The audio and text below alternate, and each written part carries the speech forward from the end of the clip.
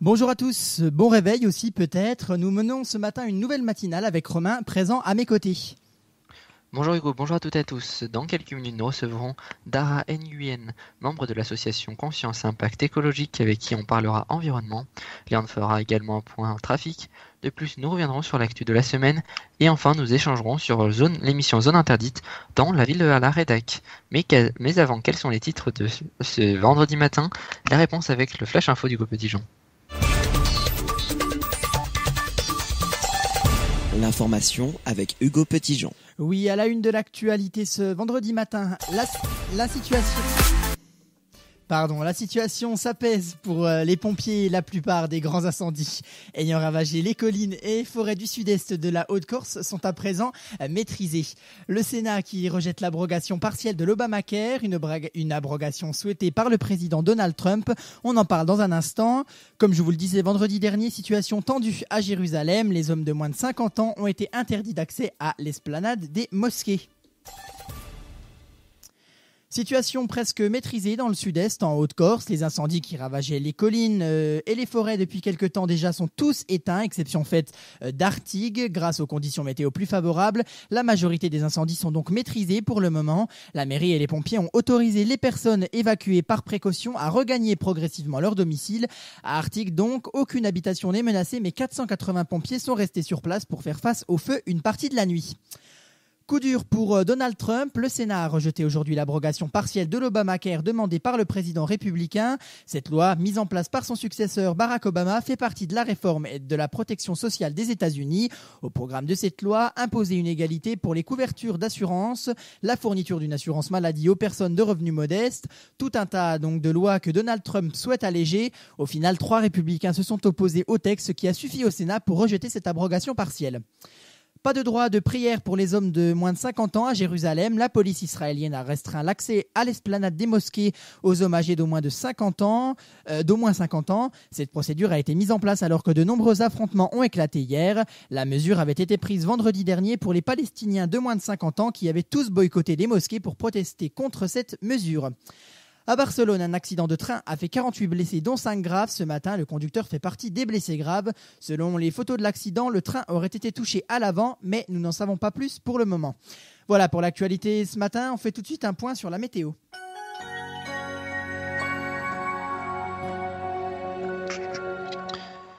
On commence avec cet après-midi, le temps sera plutôt ensoleillé avec quelques gouttes sur la Normandie, il fera de 19 à 35 degrés. Demain matin, le temps sera nuageux de la Bretagne au nord en passant par la Normandie. Ailleurs, le soleil sera bien au rendez-vous, les températures iront de 17 à 30 degrés. L'après-midi, il pourrait y avoir quelques averses orageuses au nord sur le reste de notre hexagone, le beau temps restera comme le matin, il fera de 18 à 34 degrés. Enfin, dimanche après-midi, le temps sera globalement orageux, à l'exception du sud-est, où le soleil sera bien là. Côté température, elles iront de 18 à 29 degrés.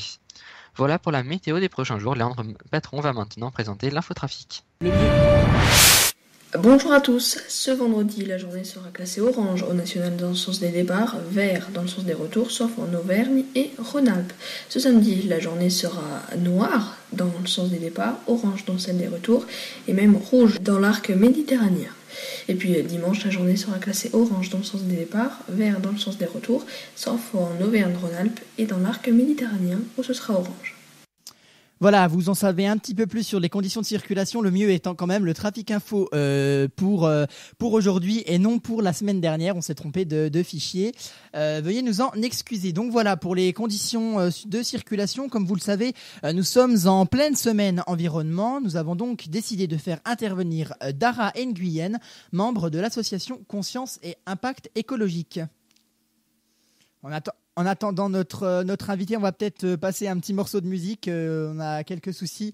Donc on lance la pause musicale. Donc avant d'entamer la deuxième partie de notre émission et donc recevoir notre invité. Donc on marque une courte pause musicale avec Shawn Mendes et Kenji Girac. Juste après ça, on retrouvera donc notre invité, puis Léandre Patron qui nous résumera l'actu de cette semaine. Et nous finirons ce rendez-vous ensemble avec l'avis de la rédac sur l'émission Zone Interdite. À tout de suite. Retrouvez les replays de vos émissions préférées sur www.infotv.fr.nf.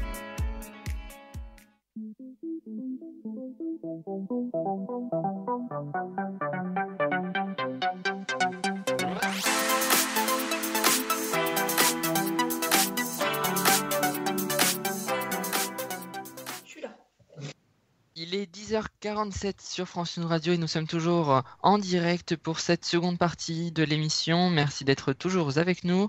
Dans quelques instants, vous retrouverez l'essentiel de l'info avec avec Leandre Patron, l'avis de la rédac sur l'émission Zone Interdite. Mais avant, tout de suite, place à l'invité matin.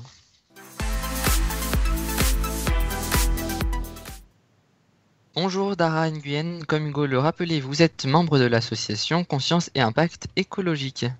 Bonjour. Alors tout d'abord, pouvez-vous présenter l'association que vous représentez, s'il vous plaît? Oui, alors donc je travaille pour l'association Conscience et Impact Écologique, qui est une association d'éducation à l'environnement basée à Lyon et qui fait aussi de l'accompagnement à la transition écologique, c'est-à-dire qu'on va aider des personnes qui veulent changer leurs habitudes pour faire des choses qui sont plus respectueuses de l'environnement. Conscience et Impact Écologique, donc on existe depuis 5 ans, on a 150 adhérents et voilà, donc ça grandit et ça se passe très bien pour l'instant. Et quel est votre travail au sein de cette association ? Alors moi je m'occupe plus principalement de nos actions qui sont sur les collèges et lycées. Donc quand je parlais de sensibilisation, on intervient chez plein de types de personnes différentes, autant chez les établissements scolaires que dans les centres sociaux, les universités, les entreprises et les restaurateurs. Et donc mon travail à moi, c'est d'aller toquer à tous les lycées de Lyon pour leur proposer nos activités et voir s'il est possible de travailler avec eux. Voilà. D'accord. Et justement, vous êtes en contact avec le jeune public. Est-ce que c'est le public qu'il faut sensibiliser en priorité ? Alors pour nous, les questions écologiques, ça concerne vraiment tout le monde. On parle souvent de la planète, tout ça, ça concerne vraiment 100% des habitants. Après nous, bon déjà, on aime bien travailler avec des publics jeunes parce que souvent c'est très dynamique, les jeunes sont curieux et tout ça. Et puis aussi, on pense que c'est plus facile de changer ses habitudes quand on n'est pas encore installé, quand par exemple les personnes qui vivent depuis 50 ans au même endroit, ils savent où faire leurs courses, ils ont déjà leurs habitudes, alors que là, on pense qu'on peut plus facilement changer les choses. Et puis c'est aussi un peu l'avenir, quoi. C'est à nous de changer les choses pour demain. Tout à fait. Et quelles sont par exemple les activités que vous pouvez réaliser avec eux lors d'ateliers ? Alors, on essaie toujours d'avoir 2 points, c'est-à-dire donner l'envie d'agir, un peu expliquer les enjeux environnementaux et pourquoi il est très important qu'on agisse dès maintenant. Donc l'envie d'agir et d'une autre part la capacité d'agir, c'est-à-dire donner des solutions très concrètes à mettre en place au quotidien pour pouvoir s'investir facilement sans aller faire des choses qui peuvent paraître folles, mais voilà, chez soi déjà, faire des petites actions.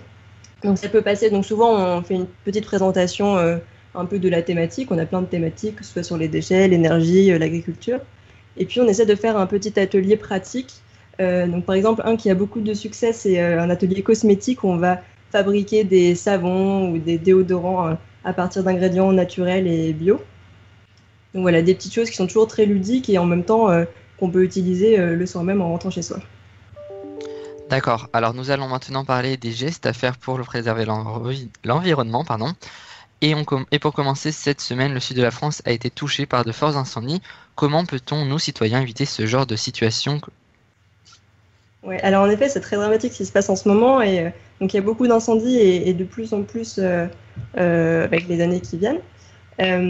Donc le premier geste, ça peut paraître du bon sens, mais c'est d'éviter de créer la petite étincelle qui va faire que tout va s'embraser. Donc dans des saisons comme ça où il fait très chaud, très sec, le moindre, donc là on va parler de la cigarette, mais aussi des feux de camp, tout ça, la moindre petite étincelle peut avoir des grandes conséquences. Donc déjà, éviter soit de fumer, soit de faire des feux. Souvent, les recommandations et les règles sont données à l'entrée des forêts si on va se balader. Donc déjà, juste suivre les règles, c'était déjà pas mal.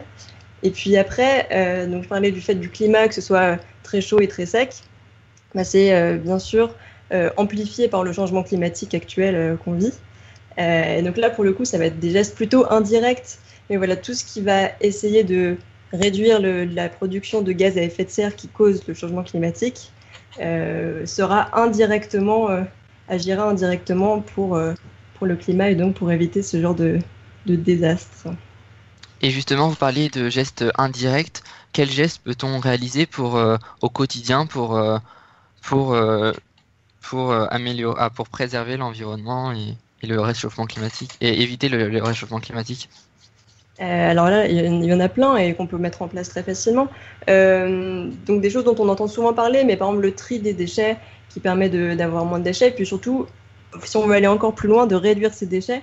On a dans les magasins, on a des choses qui sont emballées par un plastique, un carton, un autre plastique autour.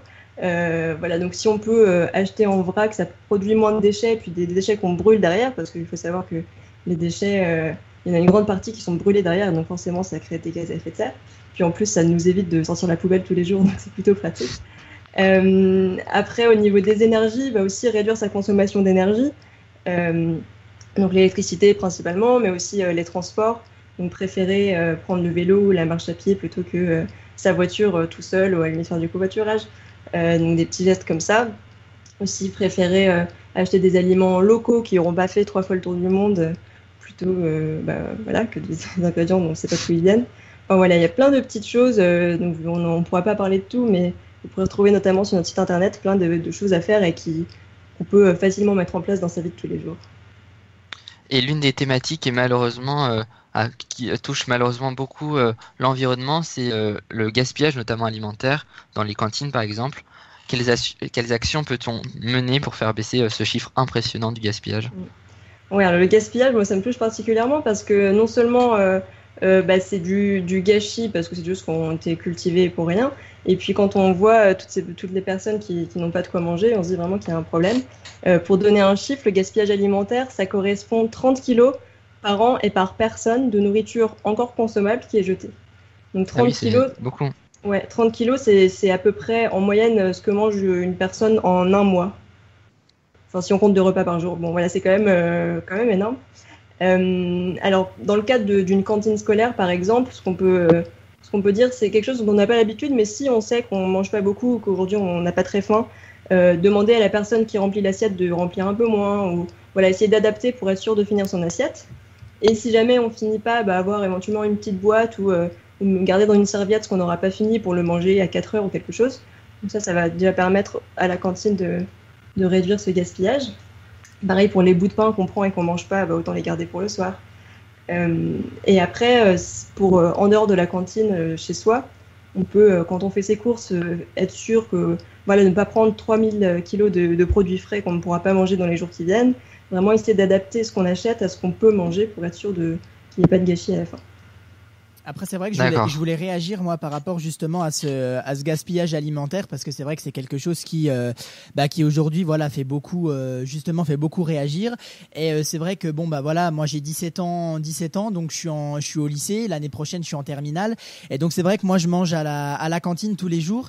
Et moi, je pense qu'on en parle souvent et on dit qu'il y aurait sûrement moins de gaspillage alimentaire si déjà ce qui était servi, parce que dans beaucoup de cantines, c'est des cantines, on le sait, mais c'est vrai que moi, ce que je reproche, c'est que dans beaucoup de cantines, ce qui est servi, c'est pas forcément terrible, et pourtant, moi, je suis pas très difficile, c'est vrai que ce qui est servi, c'est pas forcément terrible, et on le voit bien. Après, bien sûr, on peut pas servir des frites tous les jours, mais on le voit bien. Moi, je le vois, les assiettes, il y en a pas beaucoup, il y a pas beaucoup de choses qui sont jetées quand on sert des frites.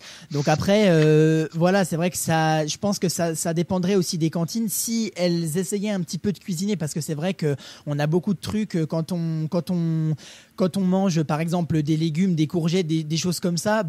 Moi j'aime bien ça. Après le problème c'est qu'on arrive, elles sont cuites à l'eau, elles ont pas de goût, on est obligé de vider la salière dessus pour que ça ait un minimum de goût. Donc je pense que c'est un petit peu ça aussi le problème actuellement des cantines, c'est que justement, et je pense que c'est justement un gros facteur du gaspillage alimentaire, c'est que si ce qui était servi était justement meilleur, je pense que ça pourrait déjà améliorer ça, à mon avis.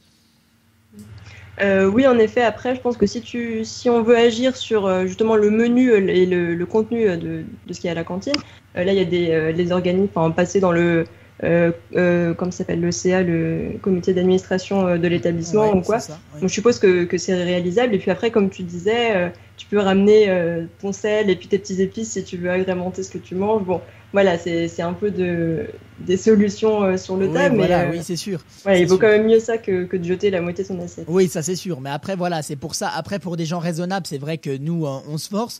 Je pense qu'il y en a certains qui vont se dire, bon, bah, c'est pas bon. Et voilà. Et c'est vrai que, bon, après, on prend au cas où, on goûte et voilà. Donc, c'est pour ça qu'après, effectivement, après, même, je parle pas forcément de mon lycée, après, voilà. Mais c'est vrai qu'il y a beaucoup de cantines, voilà, c'est le gros reproche qu'on fait aux cantines, en fait. C'est le fait que ce soit pas forcément très bon. Et voilà, à part tout ce qui sort des frites, tout ça, à chaque fois qu'on fait des légumes, bon bah voilà, ça n'a pas forcément de goût, c'est pas voilà, c'est cuit à l'eau, donc c'est vrai que c'est pour ça que je pense que déjà on réduirait déjà pas mal parce que bon, après quand on est au lycée, voilà, justement on devient responsable, on a été sensibilisé là-dessus. Après moi je pense surtout au collège où c'est pareil, au collège bon, il y avait la cantine, c'était pas terrible non plus, et je pense que justement les élèves qui arrivent et qui sont pas forcément sensibles à ça et qui ont encore pas le déclic et qui se disent encore pas, bah mince, c'est pour mon environnement, c'est pour la survie de mon environnement. C'est vrai que du coup ça aiderait, je pense, déjà d'avoir quelque chose de meilleur. Et moi je sais que j'étais au conseil d'administration de mon collège et on l'a dit plusieurs fois et ils nous ont dit que bah ils pouvaient rien faire et que c'était la cantine. Donc c'est vrai que du coup voilà, c'est un peu des fois c'est un peu c'est vrai que c'est un peu énervant parce qu'on se dit il y a du gaspillage, mais finalement s'il servait quelque chose de meilleur, peut-être que ça passerait mieux, quoi. Tout à fait. Merci beaucoup Daran Nguyen d'avoir été notre invité ce matin sur France Radio. Et vous pouvez, chers auditeurs, vous rendre sur le site de l'association Conscience et Impact écologique, association-cie.fr. À bientôt Daran. Merci pour l'invitation. Au revoir. Au revoir. Alors nous allons maintenant parler de l'actualité. Nous allons maintenant faire le résumé de l'actualité de la semaine avec Léandre Patron. Bonjour à tous. Ce dimanche, c'est sous un temps couvert que la 104e édition du Tour de France 2017 s'est terminée. La 20e et dernière étape de cette édition s'était lancée à Montgeron dans l'Essonne et avait comme destination l'avenue des Champs-Élysées à Paris. L'étape était longue de 103 km. C'est la Team Sky et plus précisément Christopher Froome qui a remporté ce Tour de France.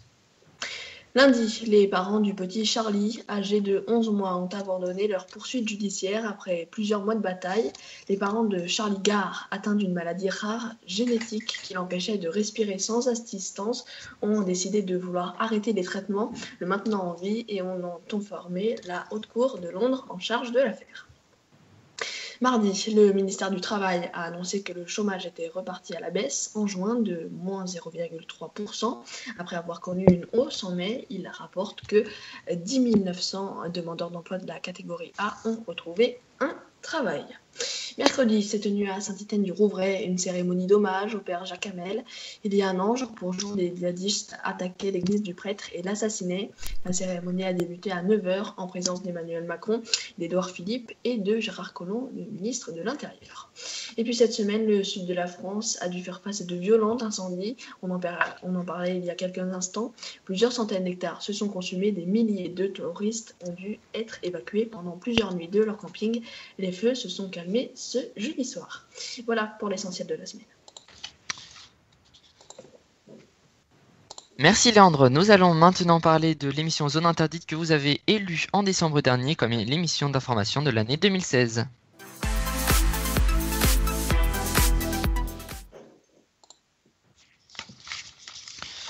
C'est l'émission d'information de M6 Zone Interdite diffusée tous les mercredis à 21h durant l'été. Et tout d'abord, que penses-tu de cette émission, Hugo, que je crois que tu regardes souvent? Oui, je regarde souvent parce qu'effectivement, il y a pas mal de sujets qui m'intéressent. Après, je trouve ça assez intéressant. Après, c'est vrai que ça ressemble beaucoup à pas mal d'émissions qui passent comme 90 minutes enquête, comme tout ça. Donc c'est vrai que, mais je trouve ça assez intéressant et les sujets abordés aussi. D'accord. Et toi, Léandre, quel est ton avis sur cette émission? Alors moi, oui, effectivement, j'aime bien Zone Interdite, hein, je regarde quelques fois, je regarde pas tout le temps, c'est vrai. Cette émission est la plupart du temps sur les sujets qui m'intéressent. Bon, des fois, c'est un petit peu moins intéressant, mais non, c'est vrai que oui, j'apprécie particulièrement cette émission, comme 90 minutes enquête ou enquête d'action. D'accord. Alors depuis septembre dernier, c'est Ophélie Meunier qui a pris les rênes de cette émission après le départ de Wendy Bouchard. Est-ce que vous pensez qu'elle a relevé le défi de la présentation de Zone Interdite ? Bah alors pour ma part après bon dans ce genre d'émission là je pense que la question se pose pas trop étant donné que c'est une présentation, c'est une courte présentation puisque finalement après le sujet se lance et finalement c'est un reportage. Donc après finalement on peut pas trop appeler ça de la présentation, c'est plus un lancement qu'elle fait. Donc après voilà, je pense que on fait pas spécialement attention. Enfin à la limite. Je dis pas qu'elle sert pas à grand chose, mais finalement il y aurait pas de lancement de l'émission. Bon, après elle présente un petit peu le sujet, mais c'est vrai que c'est pas forcément très indispensable, quoi. Oui, moi j'aimais bien Wendy Bouchard, j'aime autant la présentation avec Ophélie Meunier, hein. Je trouve que ça n'a pas changé grand-chose, c'est vrai, à cette présentation de ce magazine d'information. Donc oui, moi je pense que le défi est relevé, même si Hugo, oui, le disait, ça sert pas non plus à grand-chose de présenter une quarantaine de secondes pour avant le reportage et à la fin une quarantaine de secondes. Voilà, c'est ça. Je pense qu'après ce qu'elle dit finalement est repris dans le reportage, donc après bon. Oui, tout à fait. Et comme je le disais tout à l'heure, Zone Interdite est l'émission préférée de nos auditeurs en 2016. Pour quelles raisons, selon vous ? Bah après, je sais pas trop. Après, je pense que voilà, moi ça ressemble. Après, j'ai pas forcément plus d'avis par rapport à Zone Interdite que, comme le disait Léandre, enquête d'action, 90 minutes enquête. Je sais pas, il doit y en avoir d'autres encore. Enfin voilà, souvent c'est assez similaire finalement. Les sujets sont assez similaires. D'ailleurs, la plupart du temps, c'est comme dans enquête d'action, c'est souvent souvent on suit des gendarmes, on suit des voilà. Donc après c'est intéressant. Après pourquoi celle-là et pas 90 minutes enquête, je sais pas, parce que après c'est peut-être c'est peut-être différemment abordé. Peut-être que Zone Interdite ont un petit peu plus de droits quand il faut s'introduire dans certains trucs. Quand je sais pas, je pense par exemple là, c'est le truc qui me vient, c'est par exemple le sujet de la malbouffe. Ils ont peut-être plus d'opportunités de rentrer dans les hangars qui stockent cette nourriture pour voir comment elle est stockée, comment elle est fabriquée, pour révéler un peu des affaires. Voilà. Après, je pense que c'est peut-être pour ça. Après, honnêtement, quand ils suivent une patrouille de gendarmerie sur l'autoroute, ou voilà, après il y a, enfin moi je vois pas spécialement de différence entre 90 minutes enquête ou Zone Interdite.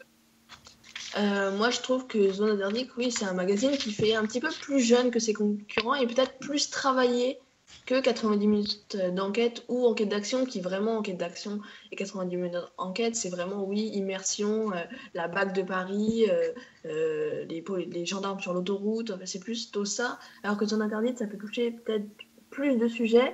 Ouais, c'est ça, ouais. C'est démarqué et c'est ce qui fait sa force, je pense. En plus, après, c'est par rapport à Zone Interdite, par rapport à 90 minutes enquête, je pense que du coup, c'est un petit peu plus...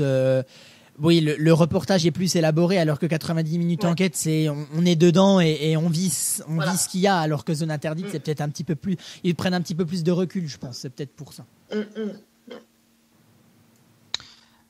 D'accord. Et durant tout l'été, la rédaction de Zone Interdite propose des reportages plus estivales, un choix partagé par de nombreuses rédactions, dont la nôtre, par exemple dans Info Découverte. Est-ce que vous pensez que c'est un bon choix de proposer des reportages plus détendus pendant les vacances d'été ?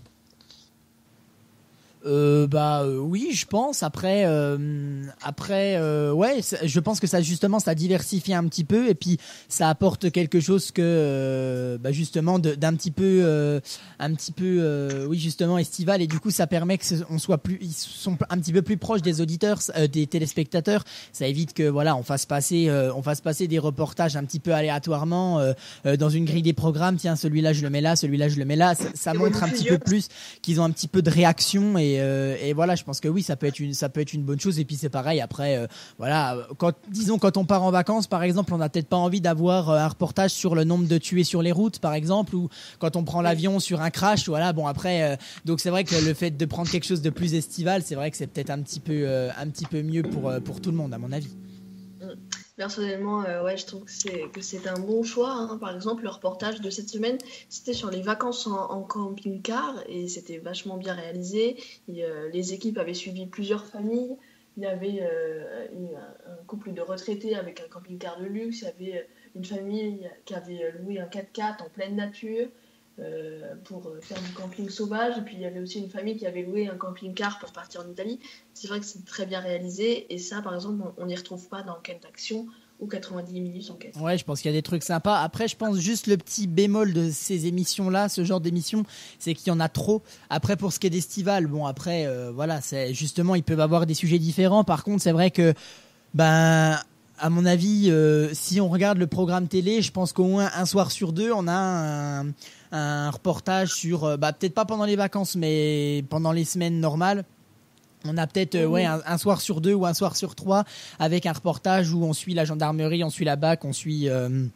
Il y a beaucoup de rediffusions aussi. Ouais, il y a beaucoup de rediffusions aussi et c'est pour ça que bon, je pense que c'est peut-être le petit bémol de l'émission, c'est que des fois ils ont un petit peu de mal à être finalement original et à proposer autre chose que suivre la gendarmerie. Disons que c'est beaucoup de déjà vu en fait. Bon, suivre la gendarmerie, oui, on sait, ils postent un radar sur le pont, la patrouille attend. Bon, voilà, on connaît. Disons qu'on peut prédire ce qui va se passer dans l'émission, même si elle est inédite. Donc, c'est peut-être le seul petit bémol de ce genre d'émission quand ils font des sujets comme ça. Après, quand ils font des sujets originaux, c'est différent. Mais par exemple, là, oui, sur le camping, c'était en camping-car, c'était inédit. Voilà, ça c'est inédit. Je pense qu'on l'a jamais vu. Et puis voilà. Après, c'est vrai que le sujet m'a pas inspiré de ça. Donc c'est vrai qu'honnêtement, je l'ai pas regardé. Après, voilà. D'accord, d'accord. Bah merci à vous deux d'avoir été avec nous pardon. Vous pouvez retrouver Zone Interdite présentée par Ophélie Meunier sur M6 tous les mercredis à 21h sur M6. Voilà, merci à vous d'avoir suivi ce nouveau numéro d'Hebdo Matin. C'est donc la fin de cette matinale. Vous pouvez retrouver le replay sur infotv.fr.nf et sur notre chaîne YouTube. On se retrouve vendredi prochain à 10h30 pour un nouveau numéro. Passez une très bonne journée et à vendredi prochain. Excellente journée et à dimanche 11h30 pour le retour des Flash Info sur France 1 Radio.